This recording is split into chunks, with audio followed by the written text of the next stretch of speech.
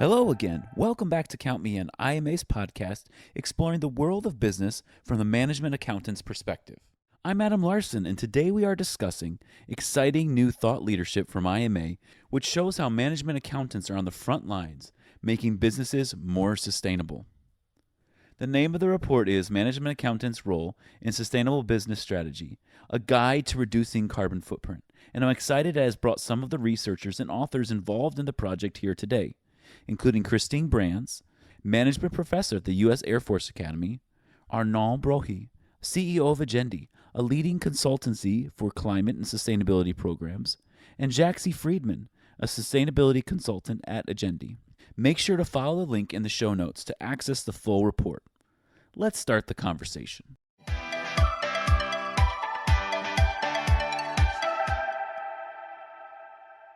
So before we can talk about reducing carbon emissions for a company or for anybody, we kind of have to start talking about the drivers that kind of led us up to this point that would make companies and other folks realize, hey, I need to start paying attention to this. So let's start there. Kristine, can you start that off for us? Yes. Before I speak, I have a disclaimer because I work for the Air Force. The views that I am speaking about are entirely my own and do not reflect any policy or position from the Air Force, the Department of Defense, or the US government. Drivers are huge. And what astonishes me is the awareness and the rising of the consciousness of people towards climate change. And they take several dimensions, clearly external and the physical drivers, which are the data behind climate change and the astronomical risk that we're facing globally as a society. And that carries over to internal drivers into organizations that are going to be put in a position, which I predict is going to come faster than people can imagine, to address that risk as well as their strategy so that they can adapt and adjust and be agile to the threats that we're all facing as a society. Arnaud, Jaxie, do you have anything to share? I agree with what Kristine said. I just think that people don't realize how fast this is going to evolve, but that's critical. Basically, we have 10 years to change the way we consume, the way we produce, the way we are organized as a society. We have 10 years to start thinking about how to change our mobility systems, shifting from thermal combustion engines to electric cars. That's going to be very visible, but that's just the tip of the iceberg, frankly. We need to revolutionize the way we consume energy in factories, the way we consume energy in agriculture. So the changes are just enormous. The drivers, of course, are the physical climate risk, but that's not the first drivers that companies are going to experience. What we see today, and taking the automotive industry as one example to illustrate, is that transition risks are going to affect businesses even before physical risk. And by transition risk, I mean the pressure that customers, the regulators, governments are putting on existing businesses. So if you are an automotive manufacturer today and you want to sell your car in Norway or the Netherlands or Germany, you better be ready to switch to much more efficient cars and to gradually shift to 100% electric cars. And we know that these trends are going to come here as well in the US and in other jurisdictions. Yeah, I think it's true what both of you guys are saying, that the science is showing it's more and more significant and going to be incredibly problematic. But I also think that there's, in relation to that, a lot of pressure coming from businesses and consumers as well that is really driving this action. Of course, it's true that the science is showing that more work needs to be done, but I also think that there's more awareness around that fact. So it's not just a matter of, the IPCC report saying that, there's targets we need to hit. It's also a matter of more public awareness that's trying to push us forward. And some of that is, more just reputational. So investors encouraging companies to be integrating climate into their business strategies. Some of it is regulatory, like Arnaud and I were just speaking about kind of the SEC regulations and how there's kind of current movement towards there being potential regulatory requirements related to climate. And I think, the fact that those new SEC kind of papers have come out to suggest that we're moving in that direction, I think is going to be continuing to intensify the speed at which climate becomes integrated, not just into sustainability functions, but across entire business operations. So it almost seemed like you needed the customer and the government regulators to say something, because otherwise businesses probably wouldn't have done anything. I think you're absolutely right. There's been a lot of resistance. There is pressure. There's reputational pressure, as was mentioned, but the real push is to pass the regulations, which the European Union has done. And there are daunting proposed regulations from the SEC. And I think that that's what is necessary to close the deal. I think also, it depends company to company. I think, considering company culture is a really important factor. There's more and more businesses that really have sustainability within their DNA, evolving as it's becoming a bigger part of our society, as climate action is becoming more integrated at a public perspective. So I think in order to move the needle among kind of the mainstream body of companies, I think it's completely true that the regulatory pressure helps really push things along. But I also think it's important to acknowledge that there are many companies that have taken really huge steps in this direction before regulation was even on the table. And so I think it's important to consider that fact. I think that, a lot of companies get a lot of, with the corporate world in general, I think gets flack that they're, the causing so much of the emissions and that they're, the source of the problem. But the truth is, they're also a big part of the solution, and they've been a real driver of innovation towards our climate solutions. And so I think it's important to acknowledge that I think regulation is not, it is a kind of like a compounding force. But I think even in its absence, there have been a lot of massive growth opportunities that have evolved because of companies that are really, recognizing the need even without the enforcement. To complement what Jaxie just said, I would say we should stop thinking about seeing businesses as one homogeneous group. There will be winners, there will be losers. When we analyze climate risk with our clients, actually what we do is analyzing climate risk and opportunities. If you are an oil and gas company, of course, your future is less exciting than if you are a renewable energy company. It does not mean that you will go out of business, but you need to reinvent yourself. You need to start, investing in biofuels, investing in carbon capture. You also need to think about diversification. Should you have all your assets deployed around oil exploration? Probably not. If we read the IPCC, we clearly see that we should stop drilling oil, so that in the long run. So, but of course, that's not the same story if you are, developing alternative meats, if you are developing electric cars. So really, I think regulation and businesses can go hand in hand, but we need to have that common goal to significantly reduce our greenhouse gas emission, simply because that's the survival of the human species, which is at least the quality of life that we enjoy today, which is at stake. I mean, that's hugely important. I mean, we all kind of want to still be around on this planet and enjoy this planet for years to come.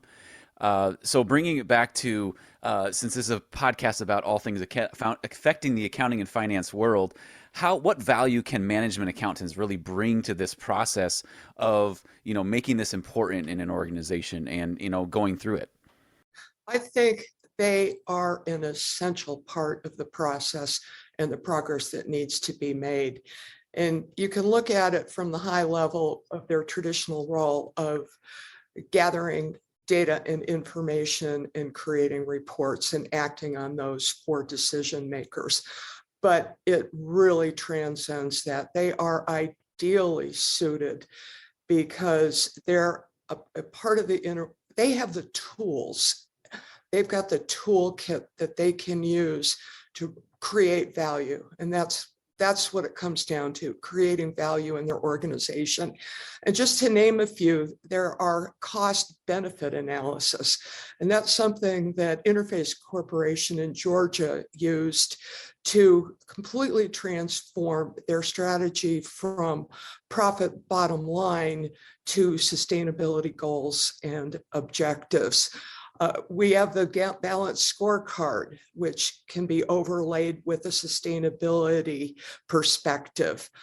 Developing a strategy map, because if you're really going to change the direction and the trajectory of organizations, you've got to integrate this into the organization. That's what management accountants do. And very, very importantly, the reporting is not standard financial reporting. We're focusing on non-financial metrics, sustainability metrics, so they can customize those within their organizations, do peer analysis with their industries, and come up with a reporting framework where the results can be presented. And then to do the capital budgeting analysis, which is also tied to implementing innovation within their organizations, to be able to look at new ways to do things. If you're an airline, maybe you're going to weigh everything that's on that plane. You need metrics and capital budgeting analysis to invest in that. I honestly think that the management accountants are the center of the reporting in their organizations to partner with other members of the organization.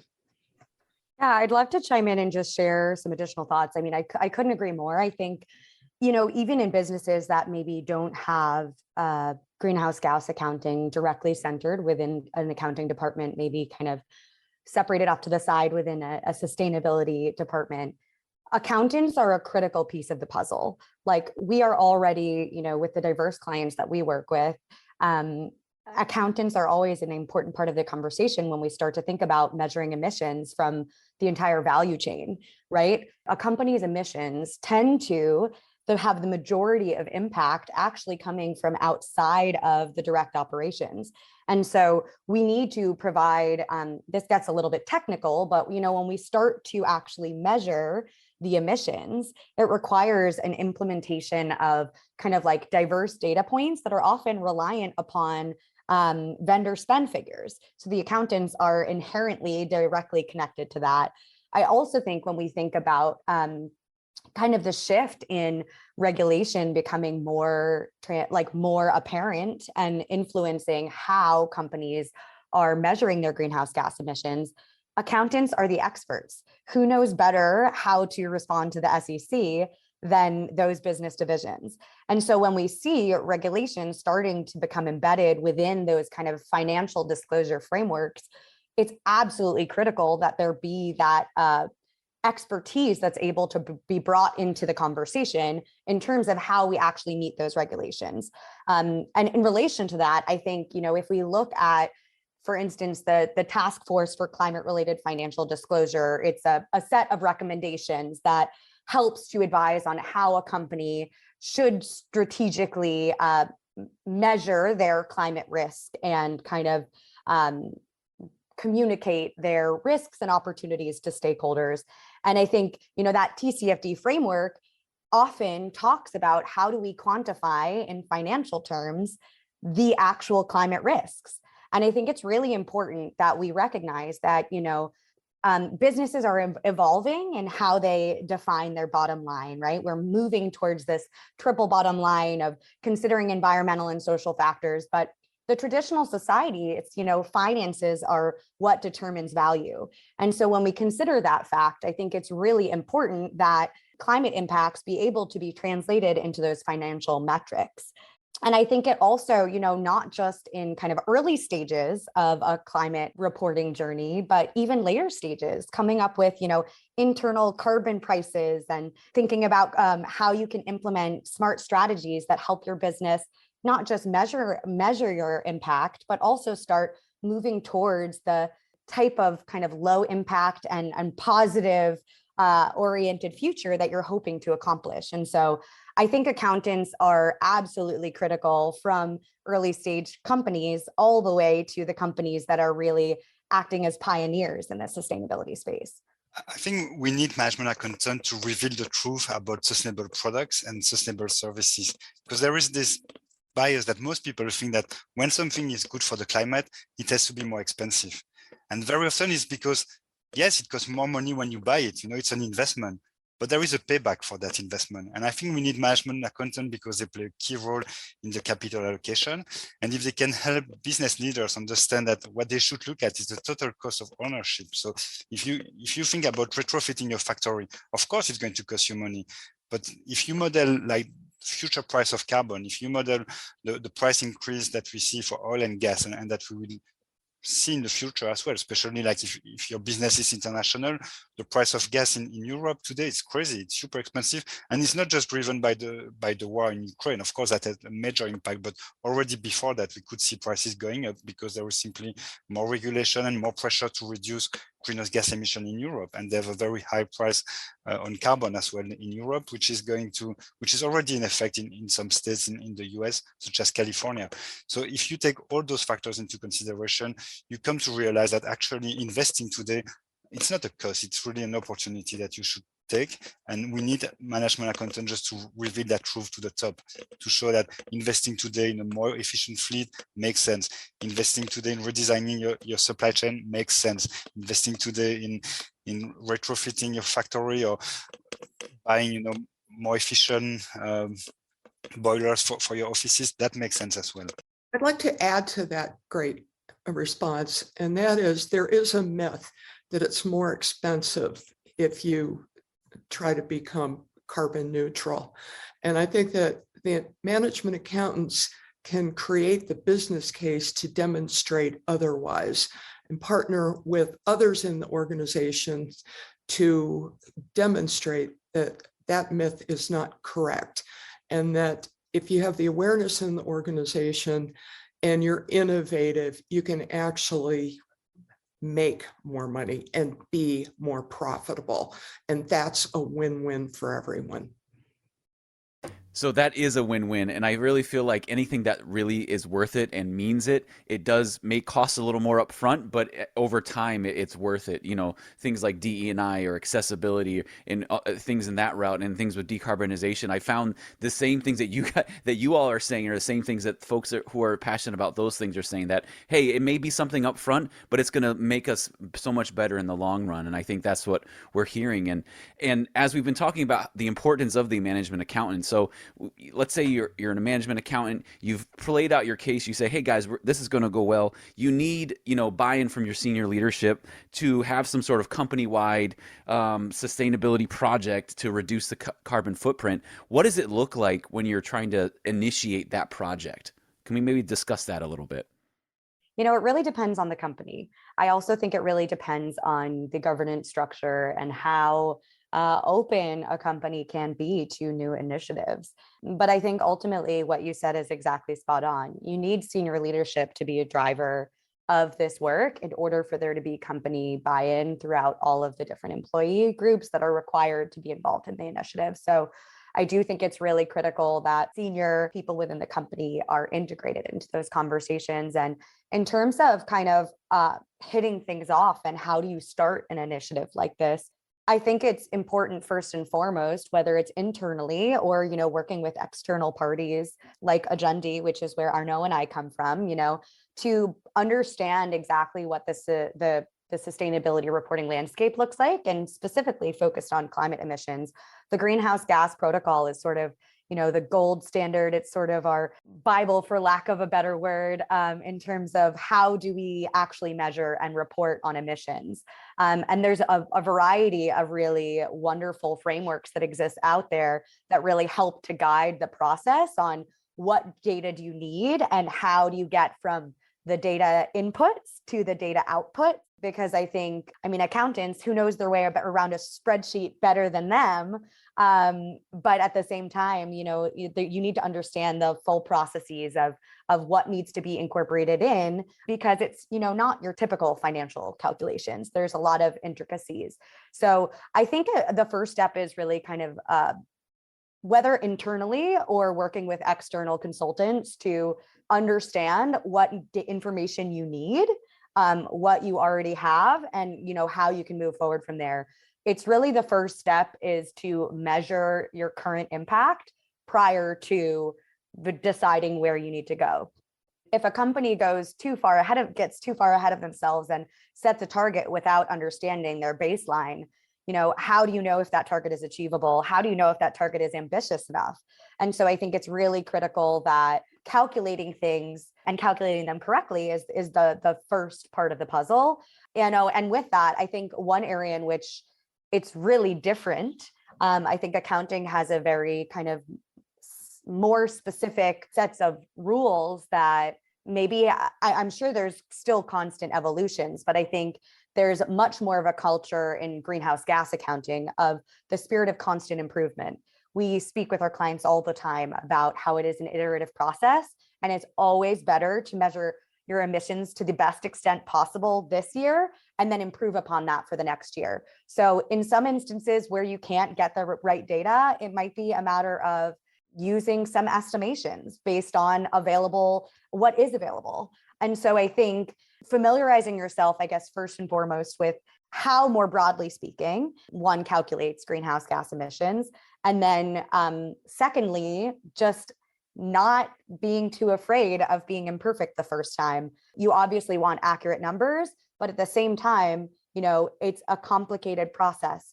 And so it's really important that you not avoid the initiative entirely out of fear that, your numbers will not be the ultimate goal of where you would be in 3 years. Yeah, Arnaud, I'm curious if you have any additional thoughts on that. Yeah, I think to me, first you need to be inclusive. So you need, as an accountant, you need to go outside your own department. You need to involve the different functions. So you need to discuss with your suppliers. You also need to discuss with your customers, as some of the impact will also come from the customer side. You probably need to involve HR because your carbon footprint is also the result of the activities of your employees. So that's a very broad process. I would say your goal should be that what you call a project does not basically becomes integrated in the entire business. So I don't see sustainability as a separate project. To me, it's really part of running a business efficiently. So you need to make sure that the risk function, for instance, one thing we try to do is working with the risk function and making sure that climate risk are being analyzed by the risk function. You need to, when you discuss, let's say, employee travel, you should be discussing with people who are booking for employee travel to make sure that every time they book for employee travel, they think about the consequences in terms of carbon. So I think it's a lot of sharing knowledge, all the things that you learn on this project, you should share it with all the departments so that basically the entire organization breathes carbon accounting, breathes carbon reduction, because that's the only way you would be able to integrate all those best practices within your business and deliver results in the end. I agree with what Jaxie and Arnaud said, but I think that it's extremely important to do something. Start the process, start the thinking. Definitely, you need the support of the top management. But one of the lessons that I teach my students, because I've integrated sustainability accounting in my management accounting class, is the power of one. And with that awareness, you can help turn the organization around to understand how critical and important this is. It needs to be a culture where everyone participates and understands what's at stake. There's a forklift driver at Interface Corporation, and he knows that his job every day is to save the planet and to work efficiently so that he doesn't use more CO2 gas than he needs to use. You don't have to start with sophisticated systems. Spreadsheets can do the basic accounting. And then think through. It can be complex, as Jaxie said. There's no question about it. And it needs to be defined in an architecture and a plan, and you don't have to do everything tomorrow. You can scaffold it and build it into more complexity until finally you're creating an ESG or a sustainability report that you can publish and share with your shareholders to demonstrate your commitment to this urgent problem that we are facing globally and show the continuous improvement, and you're creating value for the organization. I think just one more quick thing to say off of that, Kristine, I think there were some great points you addressed. And, in speaking to that power of one, I think one of the first things is creating an opportunity for someone to take ownership of this work. It is complex, as Arnaud said. It requires numerous business divisions. It requires consideration of external stakeholders, and identifying a specific person who has this either as their entire role or as a major component of their role is a critical step forward. So identifying who's going to be doing the work, or at least kickstarting it, because in order for there to be that power of one, there needs to be someone to be powerful. So I think that is important too. This has been Count Me In, IMA's podcast, providing you with the latest perspectives of thought leaders from the accounting and finance profession. If you like what you heard and you'd like to be counted in for more relevant accounting and finance education, visit IMA's website at www.imanet.org.